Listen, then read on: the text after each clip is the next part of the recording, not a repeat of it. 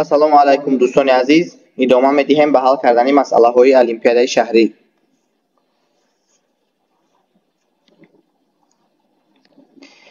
ба ҷисми бо суръати v0 ҳаракаткунанда қувваи доимӣ таъсирро сар мекунад. пас аз гузаштани вақти t суръати ҷисм модулан тағйир наёфта ба самти суръати ибтидоӣ перпендикуляр мешавад. суръати ҷисм пас аз гузаштани боз вақти t чӣ қадар мешавад? яъне ҷисм аввал бо суръати v0 ҳаракат мекард.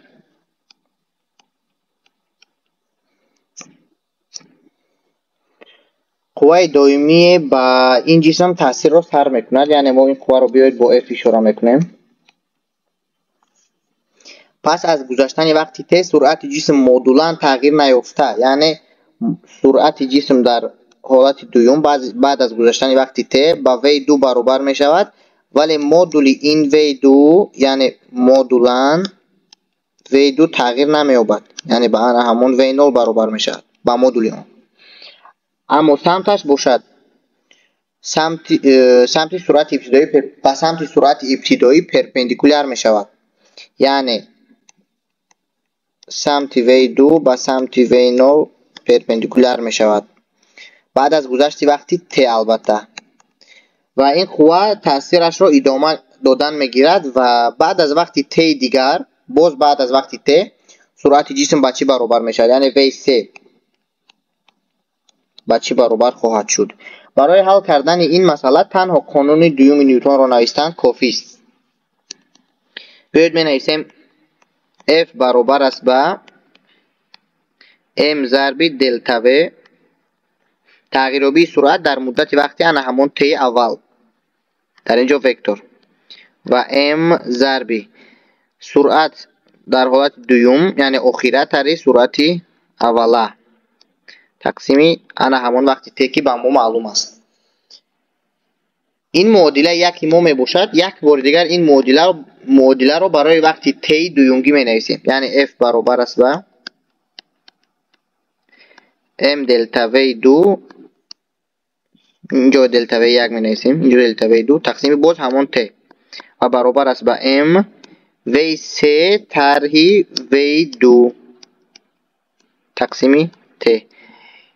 инаш бошад муодилаи дуюми мо мебошад ки мо бояд ин ду муодиларо ҳал карда суръати v3-ро ёбем. суръати v3-ро мо бояд пайдо кунем. барои ҳамин биёед муодилаҳоро, ҳар ду тарафи муодилаҳоро ба t зарб карда ба m тақсим мекунем ва системаи муодилаи зерин ҳосил мешавад. F зарби t тақсими m баробар аст ба v2 тарҳи v0.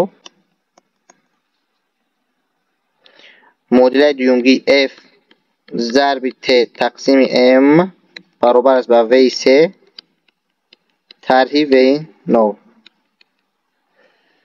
ин ҳастанд муодилаҳои мо.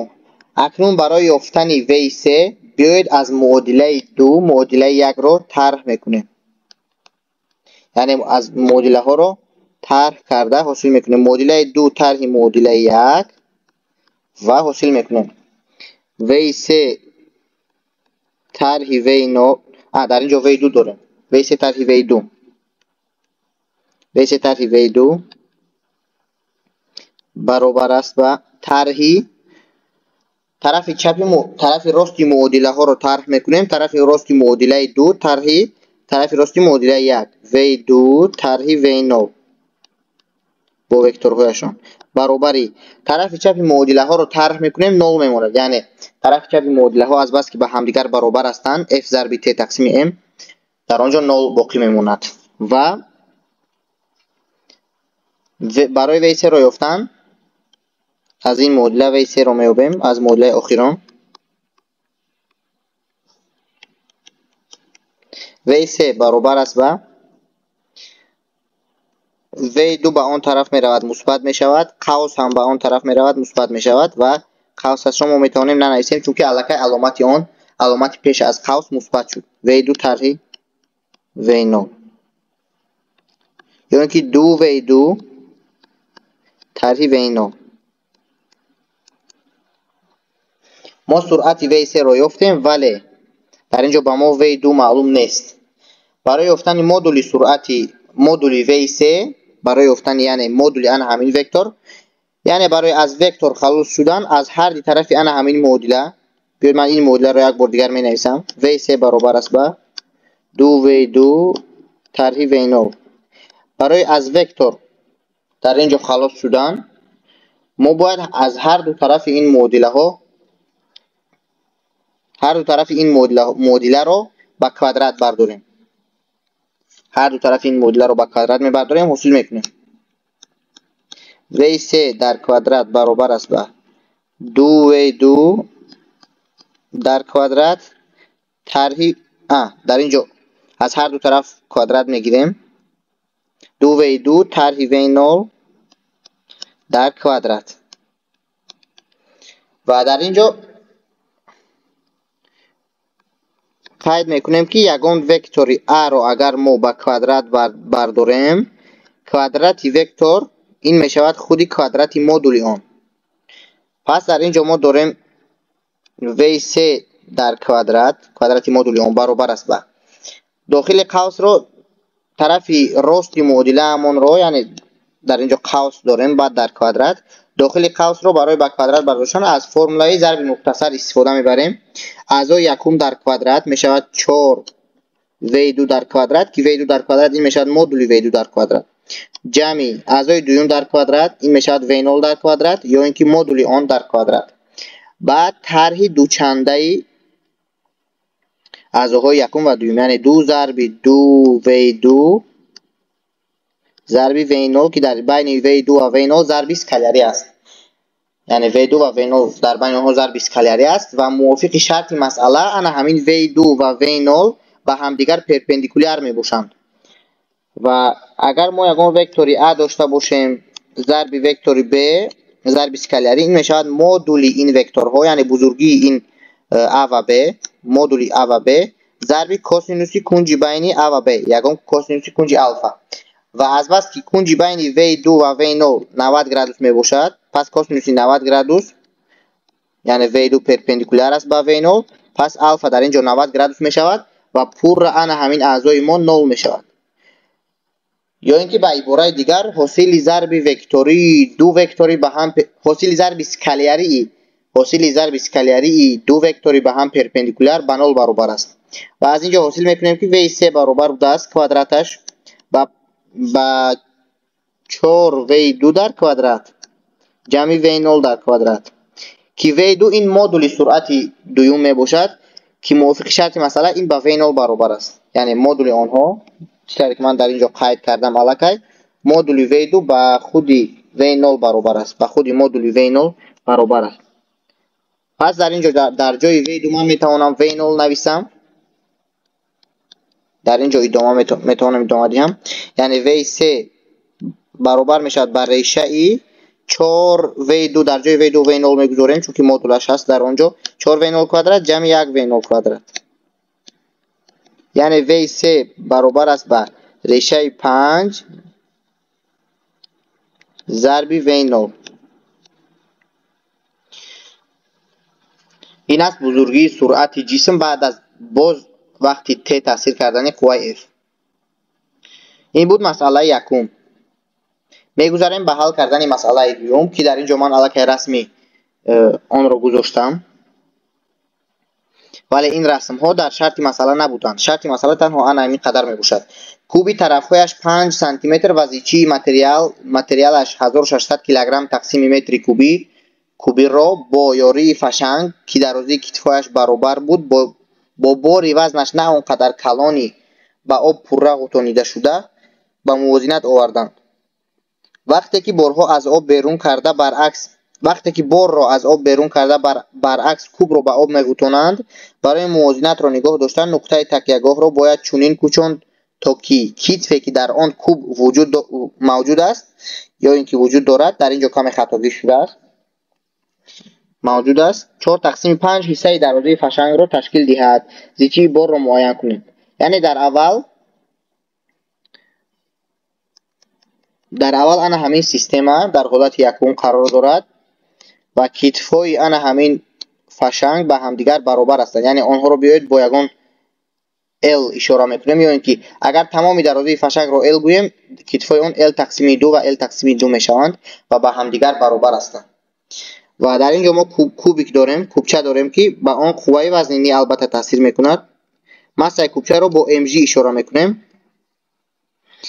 و مسای خودی بار رو باشد با m1 بیاید اشاره میکنیم، m1 g، ولی به بار اینچنین باز قوه ارخیمدی تاثیر میکند.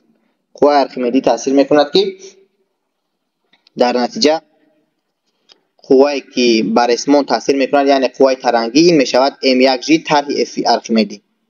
یعنی اگر ما میتوانیم در اینجا قوه های ترنگی رو نیز تصویر کنیم، یعنی قوه ترنگی در این طرف و در این طرف T1 و موافق شرط موازنت فشنگ برای حالت یکم نوشتن ممکن است. سوم مومنت های سیستم نسبت به نقطه 0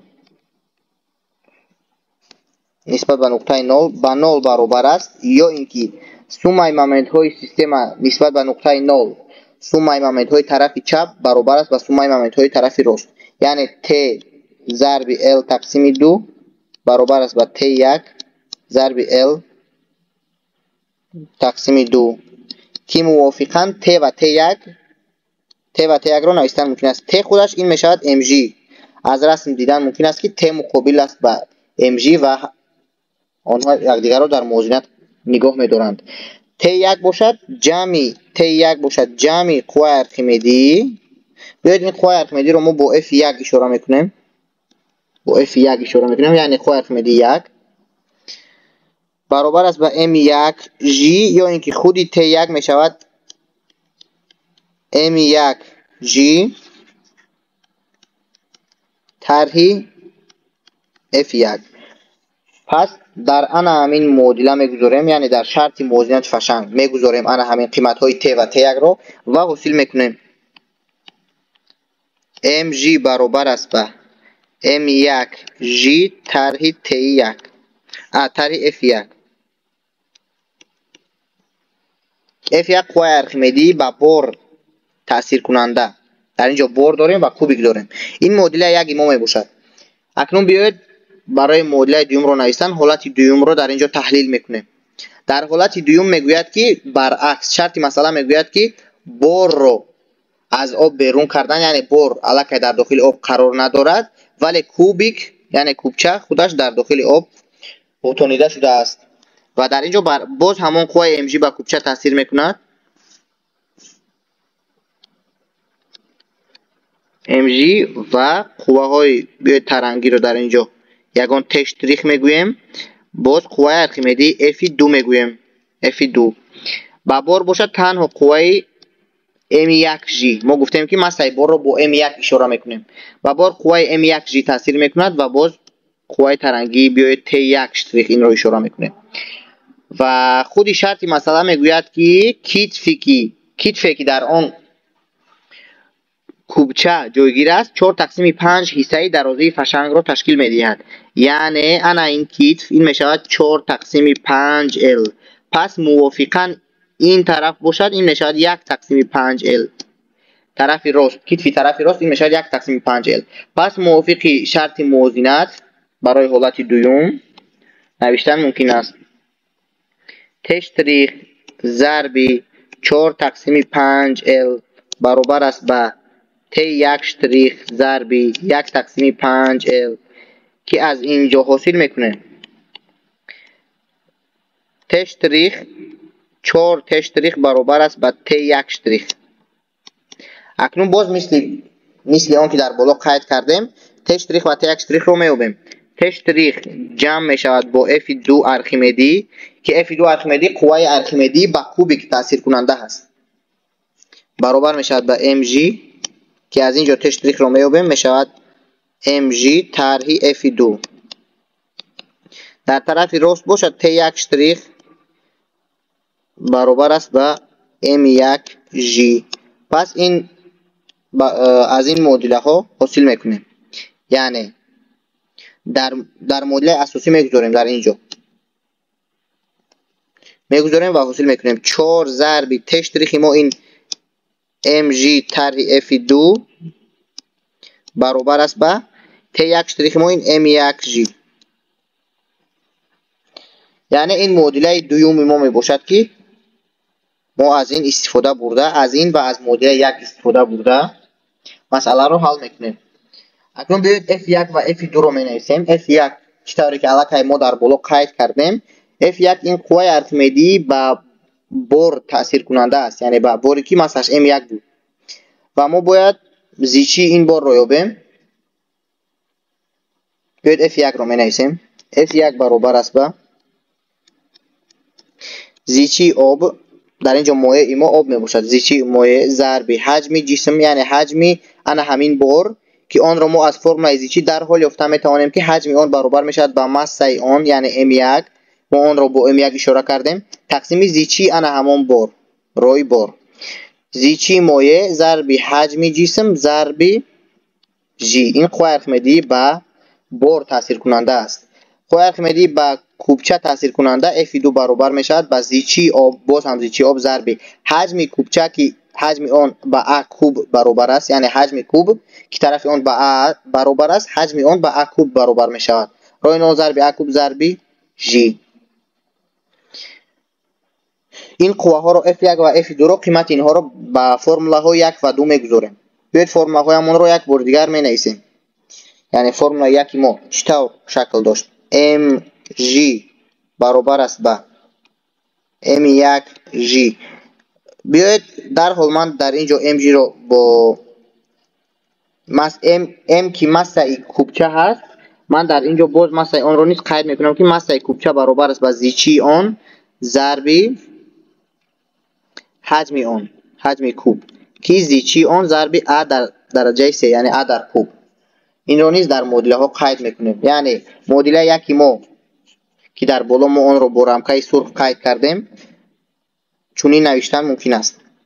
یعنی mg یعنی رو زیچی کوبچه ضرب حجم آن ضرب g برابر است به m1 ماسه بار g طرح f1 قوه ارکیمدی با بار تاثیر کننده زیچی آب ضرب حجم بار m1 تقسیم روی به ضرب g. این معادله یک می باشد. این معادله یک می باشد. معادله دو رو هم می نویسیم با در نظر داشتی انا این برابری هایی که ما در اینجا قید کردیم.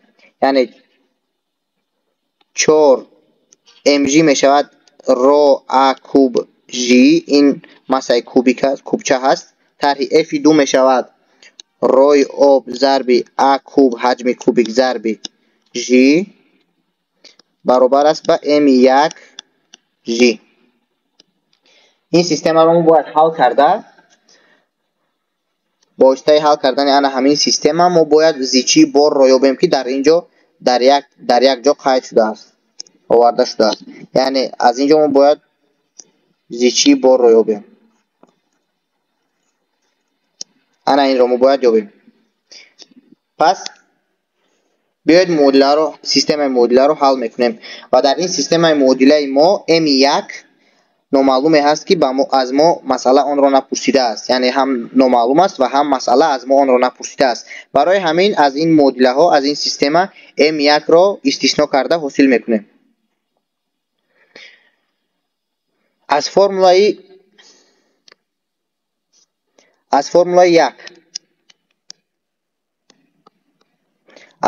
یک نوشتن ممکن است رو a کوب جی ها اختصار می شوند چون که در همه اعضاهای معادله هستند. پس می شود رو a کوب برابر است به m1 طرح m1 روی آب تقسیم روی بار. این معادله یک می باشد در شکل عادی تر. معادله دو را نیز کمی تغییر داده می نویسیم. انا این عدد 4 را به آن طرف می بریم، به زیر m1g می بریم و g ها را اختصار کرده حاصل می کنیم رو a کوب طرح روی آب a کوب برابر می شود به m1 تقسیم 4. یعنی سیستم معادله ما باز در شکل عادی تر نوشته شد. پس بیایید در اینجا رو ا کوب برابر است به m1 رو از قوس میبراریم. یک طرحی روی آب تقسیم روی بار میماند. معادله پایانگی باشد رو ا کوب رو از قوس میبراریم. ا کوب رو طرحی روی آب برابر است به m1 تقسیم 4. اکنون ما میتوانیم این معادله ها رو به همدیگر تقسیم کرده حاصل کنیم. بیایید معادله 1 رو به 2 تقسیم میکنیم. و حاصل میکنیم. ا کوب و ا کوب میرود، میماند رو تقسیم رو طرحی روی 0. یعنی طرف چپ معادله ها رو تقسیم کردیم. ا کوب و ا کوب اختصار شد. در طرف راست m1 ها اختصار میشوند. 4 به بالا میرود. 4 یک طرحی روی آب تقسیم روی بار. یعنی از آن همین معادله ما باید روی بار رو یعنی چی بار رو یابیم. باز هم 4 رو به آن طرف میبریم. یعنی میشود رو تقسیم در طرف چپ 4 رو طرحی روی 0 برابر است به یک طرحی روی آب تقسیم روی بار. و میابیم روی آب تقسیم روی بار رو. این میشود یک طرحی طرف چپ رو تقسیم 4 رو طرحی روی 0. و طرف راست معادله همان رو یعنی یک طرح رو تقسیم 4 رو طرح روی 0 رو ساده تر میکنیم. طرف چپ اون میشود روی او تقسیم روی بار برابر است. طرف راست همان میشود که 4 رو طرح 4 روی 0 طرح رو تقسیم 4 رو طرح روی 0. اینجا میشود 3 رو طرح 4 روی 0 تقسیم 4 رو طرح روی 0. و از این معادله اکنون روی بار رو میابیم که روی بار برابر میشود به هر دو طرف معادله رو چپا میگردانیم. پس روی بار برابر میشود به روی 0 ضرب 4 رو طرح روی 0 تقسیم 3 رو طرح 4 روی 0. این است جواب مسئله ما در شکل فرمولا. و اکنون قیمت های عددی رو گذاشتن میباید. قیمت های عددی رو میگذاریم. زیچی بار برابر است با زیچی آب یعنی 10 در درجه اش 3 ضرب 4 زیچی کوبیک به ما داده شده است.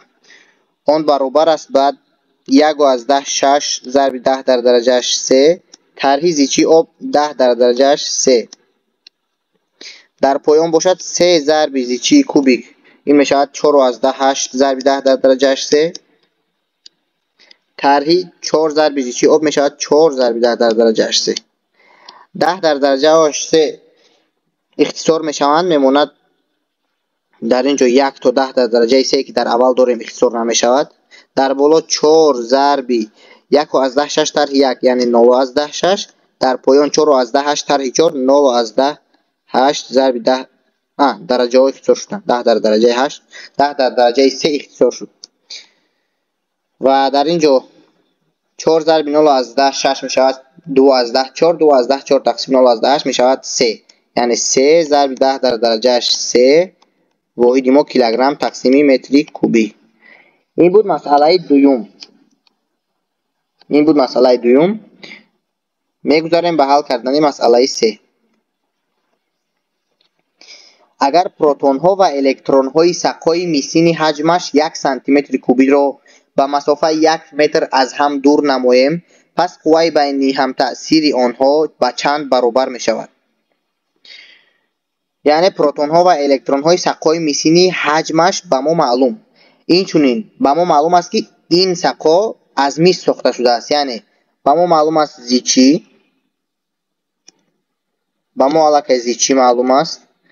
به ما مسه مولری معلوم است از میس. بیاید آنها رو یک یک بار من می نویسم. زیچی میس این میشود 8 از 10 9 ضرب 10 در درجه 3 کیلوگرم تقسیم متر کوبی. масаи молярии мис бошад баробар аст ба 63.5 зарби 10 дар дараҷааш минуси 3 килограмм тақсими мол ва ҳаҷм дар ин ҷо ба мо дода шудааст 1 сантиметри кубӣ ва адади электронҳо дар атоми мис ба мо дода шудааст 29. масофаи байни ин зарядҳо 1 метр. мо бояд қувваи ҳамтаъсироти онҳо ба чанд баробар, яъне мо бояд қувваи байни ҳамтаъсироти онҳоро ёбем. қувваи ҳамтаъсироти байни онҳоро мо бояд ёбем ва ҳал. бинед, аввал мо бояд массаи ана ҳамин мисро ёбем ки дарҳол мо онро нависта метавонем. масса баробар аст ба зичи зарби ҳаҷм, яъне мо аллакай массаи мисро ёфтем ва ба воситаи ин мо бояд ёбем ки дар ана ҳамин қадар массаи мис чанд атом ҷойгир аст ва аллакай шарти масъала ба мо гуфтааст ки дар як атом 29 то электрон мавҷуд аст. яъне мувофиқи ин мо мефаҳмем ки мо медонем ки шумораи электронҳо дар атомҳо ба шумораи протонҳо дар ядроҳо баробар аст. яъне пас шумораи дар як атом 29 то протон ва 29 то электрон аст мавҷуд аст. аввал биёед ёбем ки дар ана ҳамин қадар массаи мис чӣ қадар атом мавҷуд аст ва барои ин аз формулаи миқдори модда ню баробар аст ба массаи модда тақсими массаи молярӣ, боз аз тарафи дигар ню баробар аст ба шумораи атомҳо тақсими адади авогадро ва аз ин ҷо аз ҳарду ин модулаҳоро баробар карда ҳосил мекунем ки m тақсими m баробар аст ба n тақсими n авогадро ва аз ин ҷо n ро меёбем. ин мешавад m зарби n авогадро ё ин ки биёед ин тавр m тақсими m зарби n авогадро, яъне ва дар ҷои m мо ана ҳаминро зарби v ро мегузорем дарҳол ва ҳосил мекунем ки шумораи атомҳо баробар будааст ба m яъне ро v тақсими массаи молярӣ мю зарби n авогадро. мо шумораи атомҳоро ёфтем. акнун шумораи протонҳо ва нейтронҳоро менависем ки ин баробар аст ба шумораи умумии протонҳо ва нейтронҳо ё ин ки заряди умумии онҳо. ана ҳамин заряде ки мо ба зарядҳое ки ба масофа 1 метр аз ҳам дур намоем, ин зарядҳо ба ҳамдигар баробар ҳастанд, яъне q1 баробар ҳастанд ба q2 аз рӯи модул онҳо баробар ҳастанд, вале аз рӯи бузургӣ онҳо аз рӯи аломат манфӣ. протон заряди мусбат аст ва электрон бошад манфӣ. q1 баробари q2 баробар аст ба шумораи атомҳо зарби шумораи электронҳо дар як атом, яъне n зарби z ки ин баробар мешавад ба боз зарби як заряди элементарӣ, яъне шумораи умумии электронҳо ё ин ки протонҳо зарби заряди яке аз онҳо. шумораи умумии онҳо ин мешавад шумораи атомҳо зарби шумораи электронҳо дар як атом, баъд зарби ана ҳамон заряди элементарӣ, яъне ин баробар мешавад ба n ро мо аз формулаи боло мегузорем. ин мешавад ро v тақсими мю зарби n авогадро, ин буд n зарби z зарби e. яъне мо ду заряде дорем ки бузургии онҳо ба ана ҳамин баробар аст ва ин зарядҳоро ба масофаи r аз ҳамдигар дур мебаранд ва мо бояд қувваи ҳамтаъсироти байни ин зарядҳоро ёбем. барои ин аз формулаи қонуни кулон истифода мебарем. қувваи ҳамтаъсироти кулонии байни ин зарядҳо мешавад коэффициенти мутаносиби k зарби заряди инҳо аз баски баробар аст мешавад q дар квадрат, q зарби q яъне q дар квадрат тақсими масофаи байни онҳо ки ба мо маълум аст k зарби q ро мо ёфтем дар ин ҷо, дар боло ёфтем, дар ҷои q мемонем ро v n авогадро z e тақсими мю дар квадрат яъне q квадрат, боз дар ин ҷо тақсими r квадрат дорем. яъне мувофиқи ана ҳамин формула мо метавонем ки حساب کنیم که خواهی هم تاثیرات بین پروتون ها و نیوترون هایی که از ان همین قدر حجم میز جدا کرده میشوند یا که در ترکیب ان همین قدر حجم میز هستند با چی برابر است. این قوا را میتوانیم با واسطه ان همین فرمول یابیم و حساب و کتابش را خودتون میتوانید انجام دهید. ما باشد به حل کردن دیگر مسئله ها ادامه میدهیم.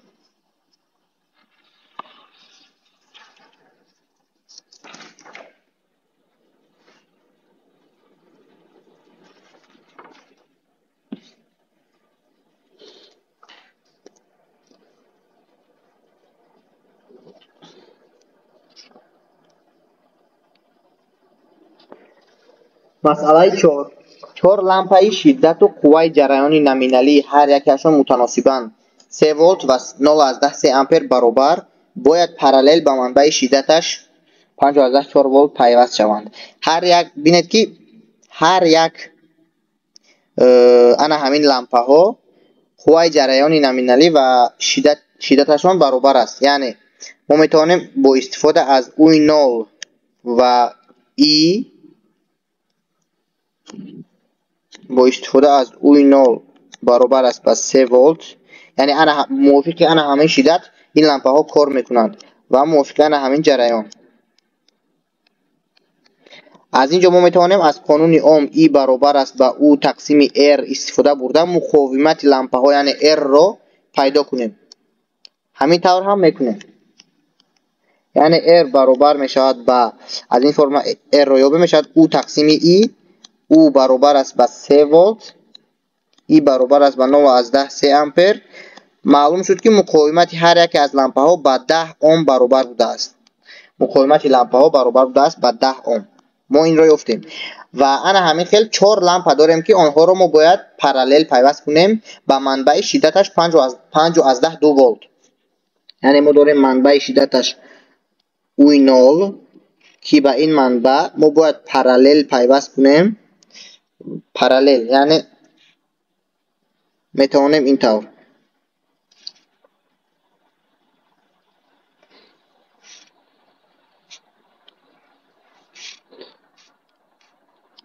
چهار لامپا داریم، یکی از آنها دویمش سیومش طوری که میدونیم لامپا در زنجیر مثل علامت X اشاره کرده می شود و چهارمش و طوری که میدونیم حاضر اگر ما چنین آنها را با چنین طرز پیوست کنیم شدت در هر یک از آنها با O0 برابر می شود که این علاقه از شدت نامینالی آنها زیادتر است و آنها می توانند در اینجا درست کار نکنند یعنی ویران شوند و برای این در اینجا خودی شرطی مثلا میگوید که در پای در پای با آنها کدام مقاومت را ما پیوست کنیم که یعنی در اینجا یگان R پیوست کنیم که انا همین لامپا ها باید پای در پای رزیستوری کدام مقاومت رو باید پای در پای با لامپا ها پیوست کنیم، یعنی کدام مقاومت رو پیوست کنیم که لامپا ها در انا همین شرایط نرمالی کار کردن گیرند. پس ما میدونیم که با هر یک لامپا 3 ولت شدت درست میگیرد. در اینجا ما O0 نبود همین طور تنها O، چون که O0 این 3 ولت هست. در اینجا O0 داریم، او باشد شدت عمومی ما باشد، شدت عمومی ما این O می باشد و اکنون شدتی که به هر یک لامپا در حالتی علاقه در اینجا ما اگر R پیوست کنیم یعنی زنجیر چونی شکل گیرد، اگر در اینجا O اگر مقاومت R رو پیوست کنیم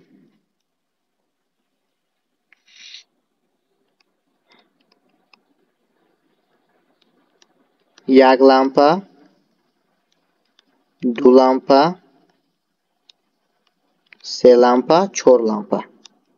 در اینجا اگر مقاومت R رو پیوست کنیم علاقه مقاومت هر یک از لامپا ها این O0 برابر می شود با خود O شدت منبع طرح E ضرب R. این جریان می باشد که با واسطه R عبور میکند یا اینکه با واسطه خودی خودی منبع عبور میکند، جریانی که از منبع میگذرد. یعنی انا همون آن را میتوانیم با یگان E0 اشاره کنیم. E0 که آن را یافتن ممکن است. E0 این جریان عمومی که از منبع میگذرد برابر است با شدت عمومی یعنی شدت منبع تقسیم مقاومت عمومی. مقاومت عمومی میشود که 4 تا مقاومت لامپا پارالل، 4 تا مقاومت لامپا ها پارالل آن را با یگان R شتریخ اشاره میکنیم و حاضر آن را ما مییابیم. باز این لامپا ها پای در پای با یک مقاومت دیگر پیوست شده‌اند. یعنی انا همین او تقسیمی اری عمومی همون میشود اری لامپا ها عمومی لامپا ها جمعی باز اری بیرونه، یعنی مقاومتی که ما برای تنظیم کردن شدت پیوست کردیم. R شتریخ از بس که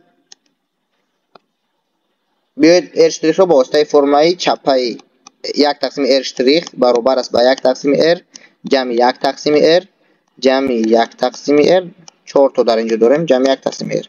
و چرا ما این فرمولا را استفاده بردیم؟ چون که لامپا ها پارالل پیوست شده‌اند. این فرمولا برای یافتن مقاومت عمومی پارالل پیوست شده استفاده می شود. 1 تقسیم R جمع 1 تقسیم R جمع 1 تقسیم R همین طور 4 مراتبه یعنی 4 تقسیم R. پس خود R شتریخ یابیم اگر R تقسیم 4 می شود. و یعنی در اینجا ما میتونیم نویسیم که او تقسیم R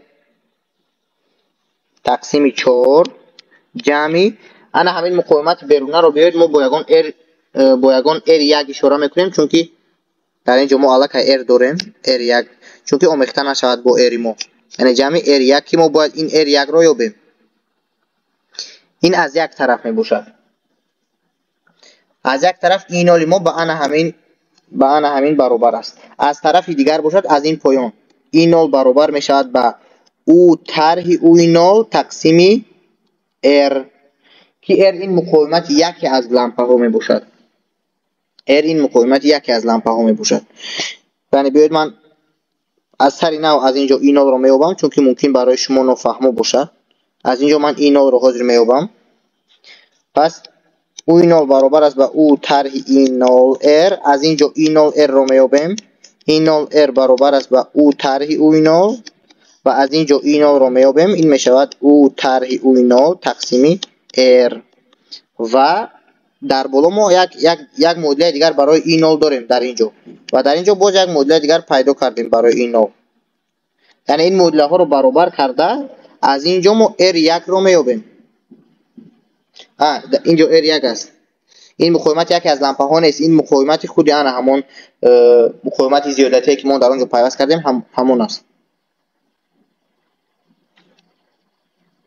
در اینجا پیدا میکنیم او تقسیمی از فرمولای بالا R تقسیم 4 جمع R1 برابر است با این جریان در بالا نوشته ما. اکنون در پایان او طرح O0 تقسیم R1. از اینجا اکنون R1 رو میابیم.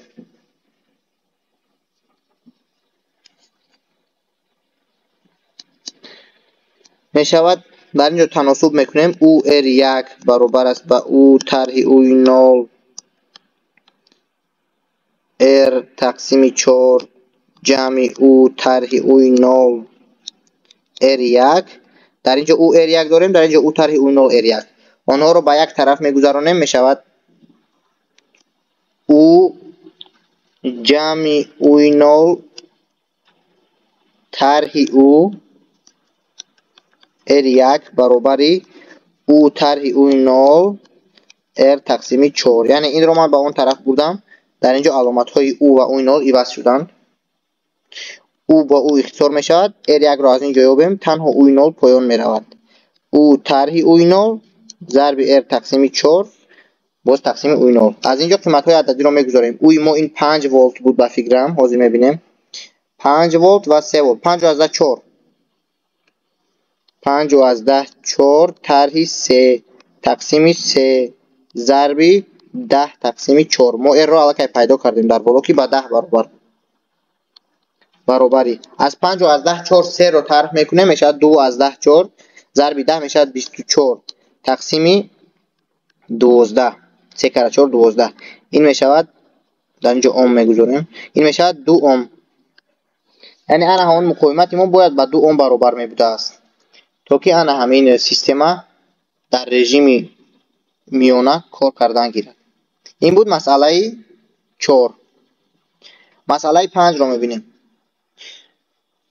با گاز ایدئالی مقدار ماده اش 3 مول روند دوری از 2 ایزوخور و 2 ایزوبر عبارت اجرا میکنند. تناسب فشارها در ایزوبر با الفا 5/4 و تناسب حجم ها در ایزوخور با بتا 6/5 برابر است. فرق حرارت ماکسیمالی و مینیمالی در روند 100 کلوین است. کار اجرا کرده گاز را در یک سیکل یابید. ما داریم 2 تا ایزوبر 2 تا ایزوخور. پس این را اگر ما در دیاگرام پی تصویر کنیم، اگر ما این رو در دیاگرام پی تقسیم کنیم، ما داریم در اینجا یگان V0 داریم فرض کردیم، در اینجا یگان P0 و حرارت در اینجا یگان T0 اشاره میکنیم اون رو. بعد یگان فشار دیگر داریم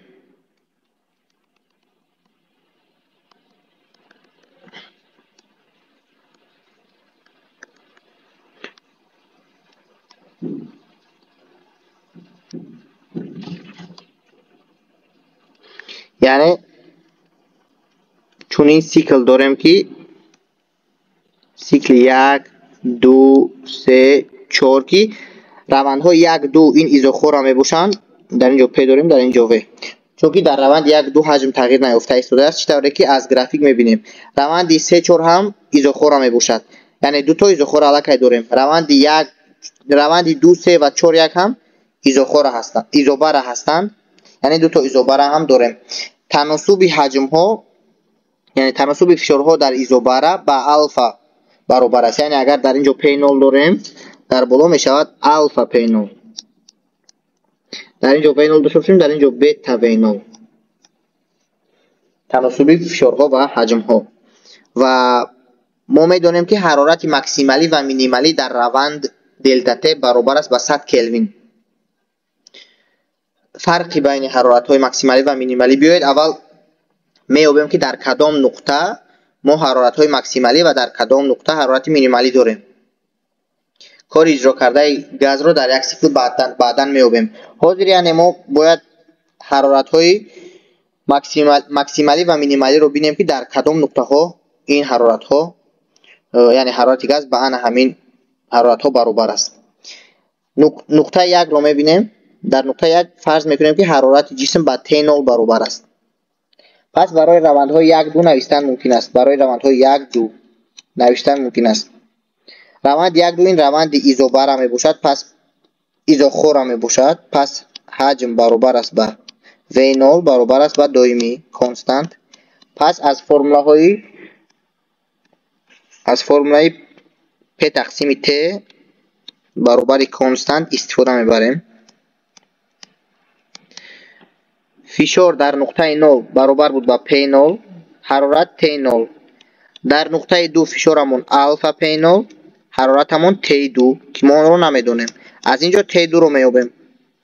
T2 همون برابر میشد با الفا T0 که الفا برابر است با 5/4 T0. یعنی الکی حرارت زیاد شده است، یعنی در روندها 1 تا 2 حرارت ما زیاد میشود. این روند 1 و 2 بود. روند 2 و 3 رو میبینیم. روند 2 3 این روند ایزوبر هست، یعنی الفا P0 برابر است با کانستانت. و در اینجا از فرمولای V تقسیم T برابر کانستانت استفاده میبریم. در نقطه 2 حرارت ما حجم ما V0 بود، حرارت ما T2 بود، یعنی 5/4 T0 که ما در بالا آن را یافتیم. V0 تقسیم T2 برابر است با در نقطه 3 داریم V3 یعنی بتا V0 تقسیم در نقطه 3 حرارتمون T3. از اینجا T3 رو میابیم. این برابر میشد با بتا ضرب 5/4. بتا رو یک بار قیمتش رو میمونیم. بتا ما با چند برابر بود در اینجا؟ بتا 6/5. 6/5 ضرب 5 تقسیم 4 ضرب تی 9. یعنی در اینجا تی 3 ما باز از تی 1 و تی 2 باز هم زیادتر است. 5 ها اختصار میشن، میشود 6 تقسیم 4 یا اینکه 1 و از 10 5 یا اینکه 3 تقسیم 2 تی 9. یعنی در حال حاضر حرارت ماکسیمالی ما این نقطه 3 می باشد و بعد از نقطه بعد روند 3 و 4 رو میبینیم. روند 3 و 4 رو میبینیم.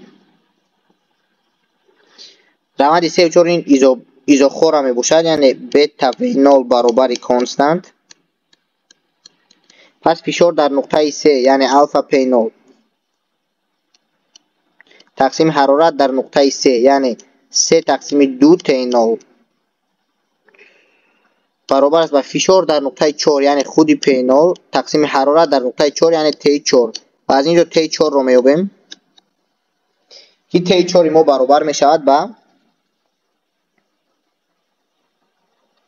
تی 4 ما برابر می شود با 3 تقسیم 2 تقسیم الفا یعنی 3 تقسیم 2 الفا تی 0 که الفا را اگر در جایش گذاریم 3 تقسیم 2 الفا ما 5 تقسیم 4 بود. حاضر میبینیم بله الفا ما 5 تقسیم 4 بود. 5 تقسیم 4 تی 0 یعنی در اینجا 6 تقسیم 5 می شود. در اینجا 2 با 4 اختصار می شود. 2 از 4 مونده و بالا نزد 3 می رود 6 می شود. 6 تقسیم 5 تی 0 یا اینکه 1 و از 10 2 تی 0. یعنی میبینیم که در نقطه های 2 3 و 4 همه حرارت ها از نقطه 1 زیاد هست. پس حرارت مینیمالی ما این تی 1 می باشد، یعنی تی مینیمالی برابر است به خود تی در نقطه 1 یعنی به خود تی 0 و تی ماکسیمالی باشد به نقطه 3 درست میگیرد. تی ماکسیمالی برابر است به تی 3 برابر است به 3 تقسیم 2 تی 0. چرا به نقطه 3؟ چون که در نقطه 4 1 و از 10 2 تی 0 داریم، در نقطه 3 1 و از 10 5 تی 0 این علاقه زیادتر است از نقطه 4. در نقطه 2 باشد 5 تقسیم 4 یعنی 1 و از 25 تی 0 یعنی از همه حرارت زیادترین ما این 1 و از 10 5 تی 0 حرارت تی 3 می باشد. اکنون فرق این همه حرارت ها با ما داده است. فرق این حرارت ها با ما معلوم است. دلتا تی برابر است به تی ماکس طرح تی مین یعنی 3 تقسیم 2 تی 0 طرح خود تی مین تی 0 هست.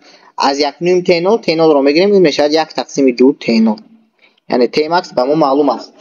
از اینجا با ما تی 0 هم معلوم است. پس یعنی تی 0 برابر است با 2 دلتا تی.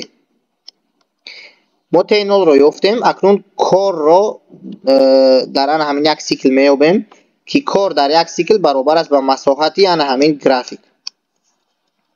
مساحت این گرافیک رو یافتن هم لازم است که این گرافیک ما راسکنجا شکل می باشد. طرف های A و B اون این می شود الفا پی 0 طرح پی 0 این طرف A ضرب طرف B اون بتا وی 0 طرح وی 0 می باشد که این می شود کاری آن همون کاری گاز در یک سیکل. یعنی از اینجا ما داریم در اینجا داریم کوردینات فرض کردیم پی 0 در اینجا داریم الفا پی 0 و فرق این کوردینات ها این بلندی ان همین راسکنجا رو میدهد. طرف راسکنجا رو میدهد که این برابر است با الفا پی 0 طرح پی 0 و در اینجا نیز برای حجم ها نیز همین طور. برای حجم ها نیز همین طور. یعنی مساحت ان همین راسکنجا میشود طرف های اون ضرب حاصل ضرب طرف های اون و در اینجا در جای الفا و بتا میگذاریم. یعنی الفا ما پی 0 رو از اینجا از قوس میبریم وی 0 رو نیز از قوس میبریم میشود A برابر است با پی 0 وی 0 الفا طرح 1 و ضرب بتا طرح 1. الفا ما این 5 تقسیم 4 بتا ما باشد 6 تقسیم 5. باز یک بار دیگر میبینیم.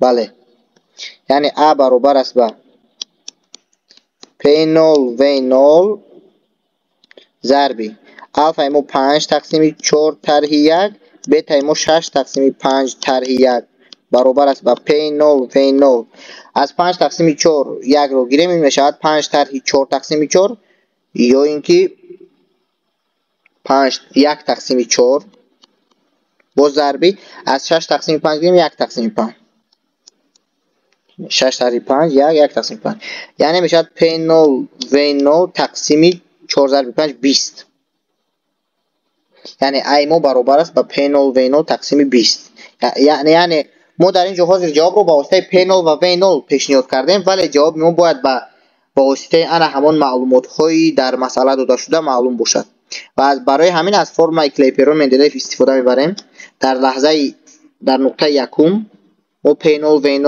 و حرارت T0 داشتیم یعنی می نویسیم P0 V0 برابر است با نیو R T0 یعنی در اینجا V0 P0 V0 برابر است با نیو با ما معلوم است R دائمی یونیورسالی گاز T0 باشد این 2 دلتا T پس این رو در اینجا میگذاریم و حاصل میکنیم که کاری ما برابر است با P0 V0 تقسیم 20 یا اینکه با نیو R دلتا T تقسیم 10 یعنی 2 با 20 اختصار میشد 10 میموند.